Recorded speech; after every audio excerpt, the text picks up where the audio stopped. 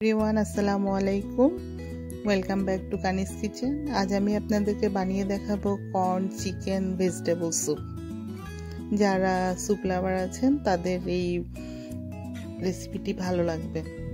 তো আমি এখানে ফ্রোজেন ভেজিটেবল নিয়েছিলাম, ফুলকপি, ব্রোকলি, পাতাকপি, মটরশুঁটি, বিনস, কর্ন, গাজর। তো সবগুলো সবজিকে আমি ছোট ছোট করে আগে কেটে ফ্রিজে রেখে দিয়েছিলাম।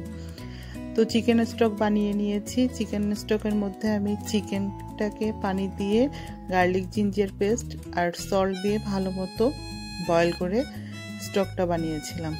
তো স্টক বানিয়ে আমি ফ্রোজেন ভেজিটেবলগুলো দিয়ে দিলাম, সাথে দিলাম সামান্য সল্ট স্বাদ অনুযায়ী। আমি এখানে ম্যাগি কর্ন স্যুপের প্যাকেট ইউজ করেছি চিকেন ফ্লেভারের। তো এই স্যুপের প্যাকেটটা ইউজ করলে টেস্টটা ভালো হয়। তো আমি পানি দিয়ে গুলিয়ে ভেজিটেবলের মধ্যে দিয়ে দিলাম।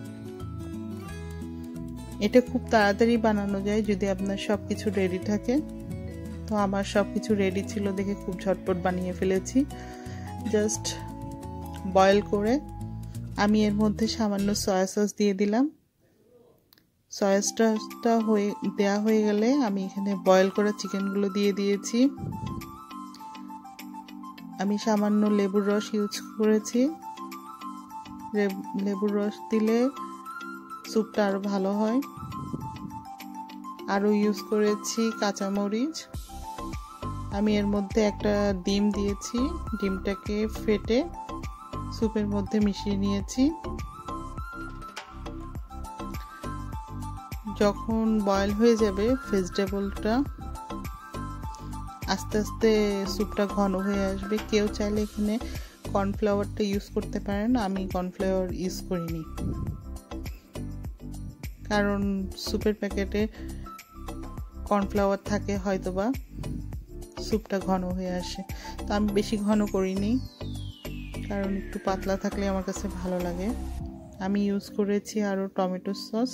জাস্ট এগুলো আমি আমার সবজি অনুযায়ী দিয়েছি। আমি এখন একটা ম্যাশার দিয়ে ভালো করে ম্যাশ করে নিয়েছি। আরও ইউজ করেছি চিনি, সামান্য সিরকা বা হোয়াইট ভিনিগার। এটা দিয়ে মোটামুটি করলে রেডি হয়ে যাবে আমার স্যুপটা। তো রেডি হয়ে গেল আমার কর্ন চিকেন ভেজিটেবল স্যুপ। এটি অনেক তাড়াতাড়ি বানানো যায় যদি সব কিছু রেডি থাকে, বানিয়ে খাবেন। Thank you.